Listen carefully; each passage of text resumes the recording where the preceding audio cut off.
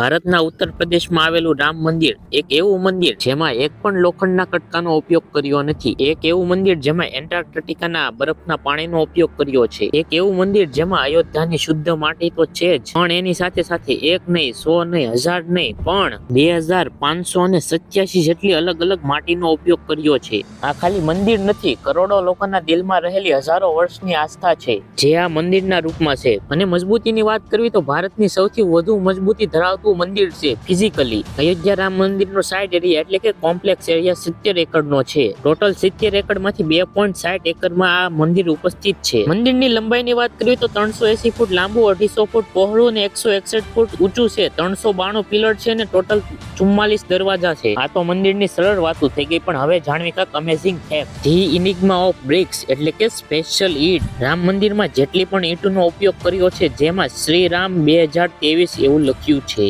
પાછળ 2023 લખવાનું કારણ જ્યારે કે તે ઈંટ બની હતી અને રામ સેતુ બનાવતી વખતે દરેક પથ્થર ઉપર શ્રી રામ લખવામાં આવ્યું હતું. એ જ ભાવનાને અહીંયા પણ કન્ટિન્યુ રાખવામાં આવી છે. ઈંટ ઉપર શ્રી રામ લખવું એ તો ભાવનાનું પ્રતીક થઈ ગયું, પણ આ ઈંટોનું ટેકનોલોજી એંગલ પણ છે. પણ આ મંદિરમાં તમે જેટલી પણ ઈંટ છે એ સામાન્ય ઈંટો કરતા ઘણી અલગ છે.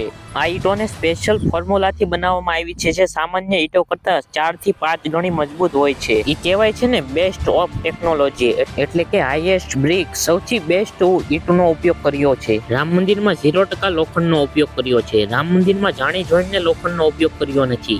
લોખંડનો ઉપયોગ નથી કર્યા હોવા છતાં પણ ભારતનું ટેકનોલોજીકલ એડવાન્સ મંદિર છે. આ મંદિરને ટ્રેડિશનલ રૂપમાં મોડર્ન ટેકનોલોજીથી બનાવવામાં આવ્યું છે, જે જૂની પદ્ધતિ પ્રમાણે બનાવવામાં આવ્યું છે, કેમ કે લોકોને ઓલ્ડ વાઇબ જોતી હતી અને સૌથી બેસ્ટ ટેકનોલોજીનો ઉપયોગ કર્યો છે. આ મંદિરમાં પિંક સેન્ડસ્ટોન નામનો પથ્થરનો ઉપયોગ કર્યો છે જે રાજસ્થાનથી મંગાવવામાં આવ્યો હતો.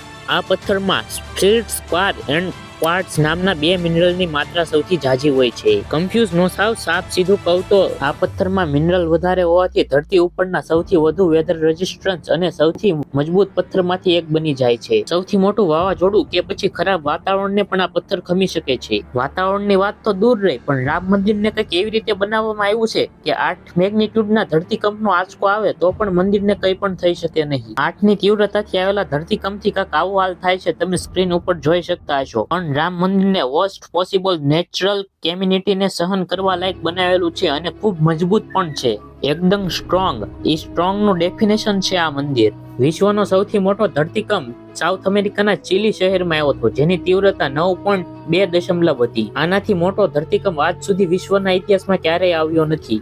9.2 ની તીવ્રતા હાઈએસ્ટ છે જે માણસોએ અનુભવ કરી છે. આની આસપાસની તીવ્રતાનો ધરતીકંપ પણ રામ મંદિરને ખમી શકે છે. આર્કટિકે એ પણ કીધું છે કે આની ઉંમર લગભગ 1000 વર્ષથી વધુ છે, એટલે કે 2024માં 1000 વર્ષ ઉમેરી નાખો, 3024 વર્ષ. ત્યાં સુધી આ મંદિર એવું ને એવું જ રહે. એની પછી કદાચ રિકન્સ્ટ્રક્શનની જરૂર પડે તો. તમારી આગળની દરેક પેઢીના 100 વર્ષ માનો તો તમારી આગળની 10 જનરેશન પાર થઈ ગઈ છે. ત્યાં સુધી રામ મંદિર આમને આમ ઊભું રહેશે. The base, the divine power of 2587 place, એટલે કે 2587 અલગ અલગ જગ્યાની દિવ્યતા. રામ મંદિરનો જે પાયો છે જેમાં 2587 જેટલી અલગ અલગ પવિત્ર જગ્યાની માટીનો ઉપયોગ કરવામાં આવ્યો છે, જેમાં ઝાંસી, યમનોત્રી, વૈષ્ણો દેવી, ચિત્તોડગઢ, ગોલ્ડન ટેમ્પલ અને બીજી ઘણી બધી જગ્યાઓ. નંબર ઉપર ધ્યાન દેશો તો 2587 જેટલી અલગ અલગ દિવ્યતા બધી એક જ જગ્યા મળી શકે. આ જેનું કારણ હતું. રામ મંદિરમાં જ્યારે પહેલી વાર જળ અભિષેક કરવામાં આવ્યું હતું ત્યારે આખી દુનિયાના નદીઓના પાણી લાવવામાં આવ્યા હતા, જેમાં America, France, Germany, Britain, Nepal, Bhutan, Bangladesh, China જેવા દેશોની નદીઓના પાણી જળ અભિષેક કરવા આવ્યા હતા.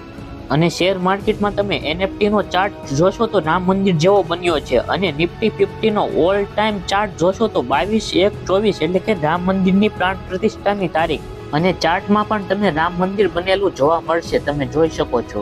કોમ્પેરિઝન with the top 10 temples of the world, એટલે કે દુનિયાના સૌથી મોટા મંદિરોથી તુલના. દુનિયાનું સૌથી મોટું મંદિર કેમ્બોડિયા દેશમાં છે, જે મેપમાં આ જગ્યાએ છે. આ મંદિરનું નામ છે એન્કોર વોટ ટેમ્પલ, જે ભગવાન વિષ્ણુનું મંદિર છે અને લગભગ આ 402 એકડમાં ફેલાયેલું છે.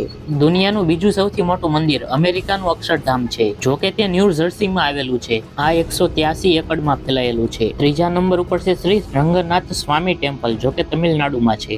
આ મંદિરના સાઇડ એરિયા છે 155 એકડ.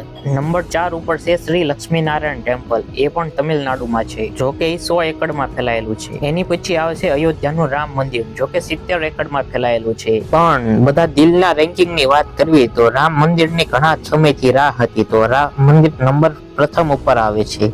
અને એવું નથી કે હું એકાબીજાના મંદિરને એકાબીજા સાથે સરખામણી કરું છું. આ તો તમારા નોલેજ માટે કહું છું કયા મંદિર કેટલા વિસ્તારમાં ફેલાયેલું છે. 402 એકડનું કોમ્બોલિયામાં પણ એક મંદિર છે, તમારા જનરલ નોલેજ માટે. The mind behind the design, એટલે કે શ્રી રામ મંદિરની ડિઝાઇનનું પાછળનું માઇન્ડ. રામ મંદિરના ચીફ આર્કિટેક્ટ છે ચંદ્રકાંત સોમપુરા. આમનું પરિવાર છેલ્લા 15 પેઢીઓથી મંદિરની ડિઝાઇન પાછળ જ કામ કરે છે. સોમપુરા પરિવારે પૂરા વિશ્વમાં 100 થી વધારે મંદિરોની ડિઝાઇનો કરાવેલી છે. ગુજરાતનું સોમનાથ મંદિર પણ એમાંથી એક છે. અને ચંદ્રકાંત સોમપુરાએ અહીંયા પણ એનો અદ્ભુત કલાથી એક મંદિર બનાવીને દેખાડી દીધું. એક અતિ સુંદર ડિઝાઇન બનાવીને બિલ્ડિંગને દીધી. અને મંદિરની વાત કરવી તો એ એટલું બધું સુંદર છે, એટલું બધું ખૂબસૂરત છે કે એની સામે આર્ટ એટલે કે કલા પણ શરમાઈ જાય રામ મંદિરની સામે. શ્રી રામ્સ એજ એટલે કે ભગવાન શ્રી રામની ઉંમર.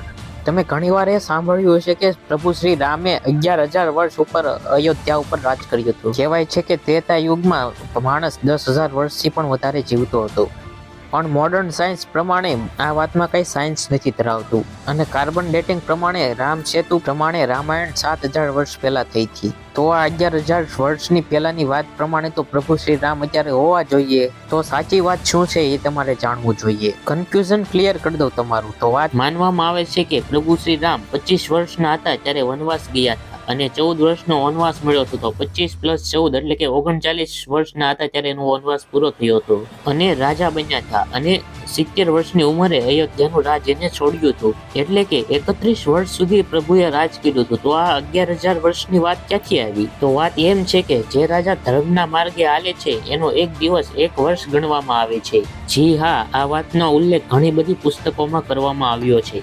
એક રાજાનો હરેક દિવસ બરાબર 1 વર્ષ. 39ની ઉંમરથી તમે ગણશો અને 70 વર્ષ સુધી જોશો તો એક ટોટલ 31 વર્ષ થશે. એટલે કે 31 × 365 દિવસ એટલે કે 11,315 વર્ષ. એટલા માટે જેમ કહેવામાં આવે છે કે પ્રભુ શ્રી રામે 11,000 વર્ષ સુધી અયોધ્યામાં રાજ કર્યું હતું. આ હતો 11,000 વર્ષનો ઇતિહાસ. એટલે કે 11,000 વર્ષ બરાબર રાજાના 11,000 દિવસ. અને મિત્રો, તમને આ વિડીયોમાં ઘણું બધું જાણવા મળ્યું હશે. તો આવા નવા ગુજરાતી ફેક્ટ માટે ચેનલને સબસ્ક્રાઇબ કરી દો અને વિડીયોને લાઈક કરી દો, જેથી તમને આવા અવનવી ઐતિહાસિક ઘટના જોવા મળે અને હું તમને આ વિડીયોમાં બતાવી શકું.